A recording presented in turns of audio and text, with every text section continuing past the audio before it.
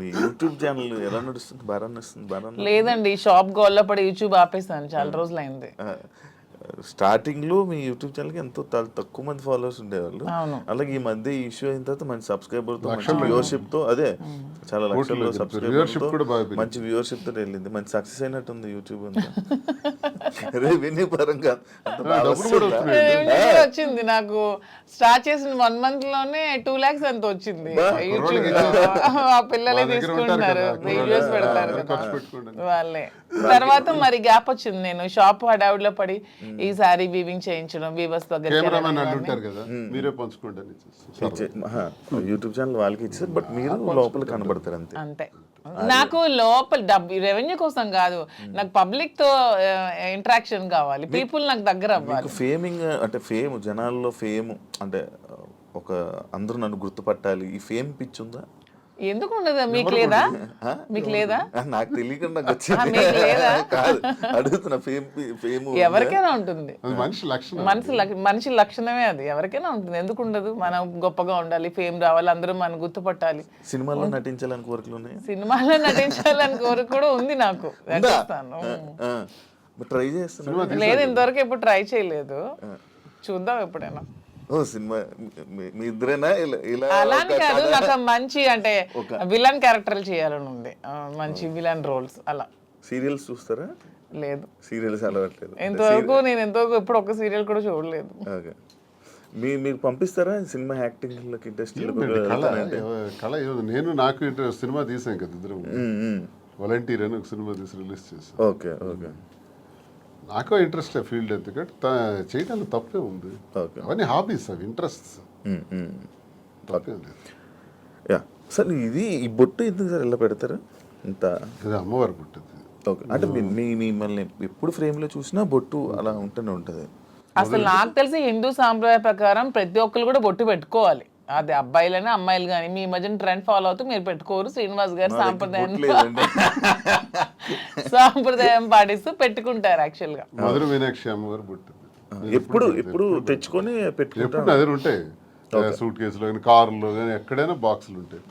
ఎక్కడైనా సరే అది పెట్టే బయటకు వస్తాయి. ఇంక ఇంట్లో ఉన్నామన్నా జస్ట్ ఉంటుంది లైట్ గా. ఈ బిజినెస్ పెడుతున్నారు, అంత బాగుంది. మళ్ళీ పొలిటికల్ ఎంట్రీ ఏమైనా ఉందా? పొలిటికల్ గా వెళ్తారు? మళ్ళీ పొలిటికల్ ఎంట్రీ ఏంటి? మేము పాలిటిక్స్ లోనే ఉన్నాం, మళ్ళీ ఎంట్రీ ఏంటి? అదే, this is just short break అంతే. ఇప్పుడు నెక్స్ట్ మళ్ళీ శ్రీనివాస్ గారి fire, Madhuri fire, double fire తో వెళ్తాం పాలిటిక్స్ లోకి. జస్ట్ చిన్న బ్రేక్ తీసుకున్నాం అంతే. ఈ బ్రేక్ లో ఏమైనా దూరం అయిపోతారేమో? దేనికి దూరం అయిపోతాం? ఎవరికైనా మేము ప్రజలకు దగ్గరగా ఉన్నాం, ఎవరు మమ్మల్ని ప్రజల నుంచి దూరం చేయలేరు కదా. శ్రీనివాస్ గారు మాస్ బేస్డ్ లీడర్, తను మ్యాన్ ఆఫ్ మాసెస్ అన్నట్టు.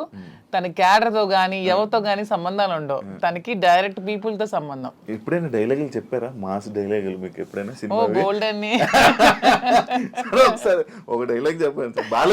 గోల్డ్ అని డైలాగులు, బోల్డ్ అని స్పీచ్లు, బోల్డ్ అని క్లాసెస్, అవన్నీ ఎప్పుడు అవుతూనే ఉంటాయి శ్రీనివాస్ గారి నుంచి. He is completely mass based leader. Duvvada Srinivas అంటే మరి మీకు తెలుసో లేదో కానీ అది శ్రీకాకుళం మీకు కూడా తెలియాలి. అప్పటి నుంచే బాంబుల్ శ్రీని అనేవాళ్ళు దువ్వాడ శ్రీనివాస్ కి. ఒక రౌడీ, ఒక మాస్ లీడర్, పీపుల్ దగ్గరగా ఉంటాడు, ప్రజల కోసం ఎన్నో పోరాటాలు చేశాడు. ఈవెన్ షూటెడ్ సైట్ ఆర్డర్స్ వచ్చాయి అతని మీద, కాల్పులు కూడా ఎదురెళ్లారు. అలా పోరాట యోధుడు అతను. అతన్ని ఎవరు బీట్అవుట్ చేసి రాజకీయాల నుంచి తప్పించే ఇది కూడా ఎవరికి ఉండదు. అవన్నీ జస్ట్ ఇది చిన్న బ్రేక్ తీసుకున్నాను.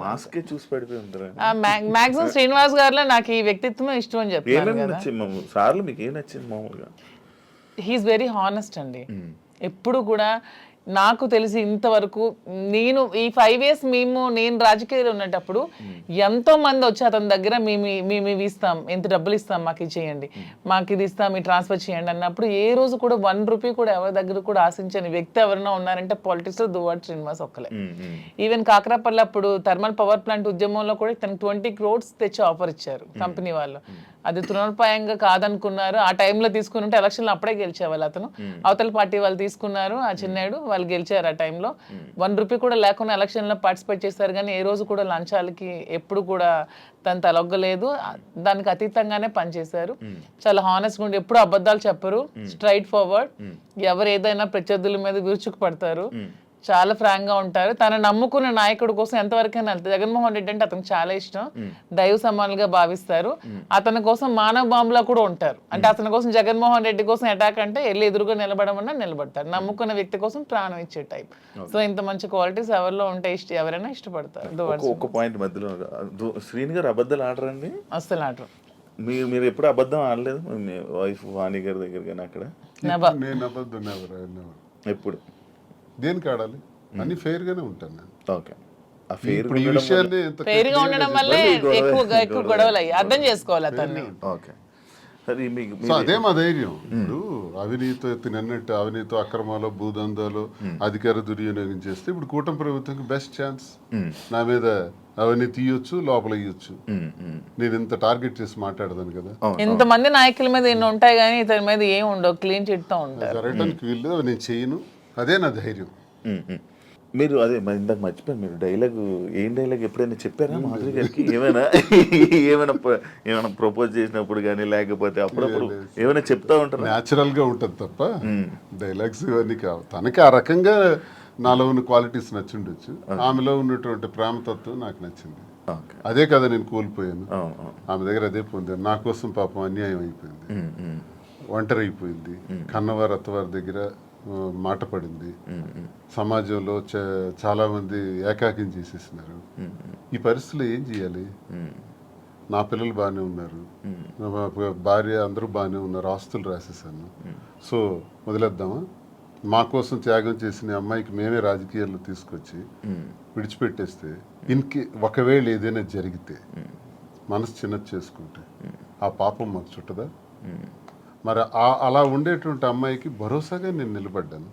నిలబడి నేను త్యాగం నేను నిలబడటం గొప్పతనం కాదు, నా అలాంటి వాడి కోసం ఆమె నిలబడటం గొప్పతనం.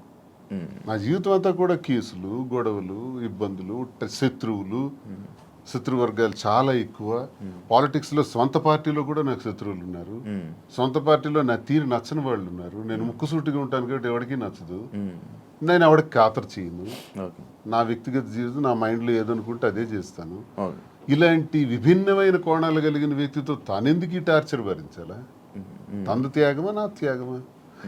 ఇన్ని బాధల మధ్య నేను భరోసాగా ఉండి మేము కలవాల్సిన పరిస్థితి వచ్చిందే తప్ప మేమేదో సమాజానికి చేసింది ఏదో ఇలా ఉండొచ్చా, ఇలా చెయ్యొచ్చా, ఇలా మీకే ప్రశ్నించబడిన వాళ్ళు చాలా మంది అనొచ్చు, ఏం సందేశం ఇస్తాడు, ఇవన్నీ అంటే ఇది మా పరిస్థితి. అన్నీ ఎక్స్ప్లెయిన్ చేసాం. బాగుంది, దయచేసి విమర్శించేవాడు కూడా మీరు చాలా సందేశాలు మీవి తీస్తే బోల్డ్ ఉంటాయి. ఓకే.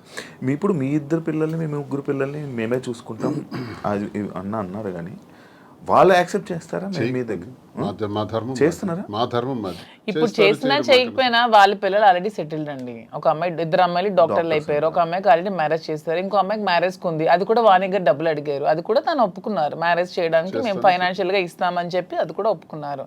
దాని కూడా నాకు ఏ విధమైన ప్రాబ్లం కూడా లేదు. ఇప్పుడు అందరూ అనుకుంటూ ఉంటారు మాధురి నాశనం చేసింది, మాధురి ఇచ్చేసింది, వచ్చేసింది అని. ఇక్కడ నాశనం అయిపోయింది, కోల్పోయింది ఎవరు? నేను, నా పిల్లలు.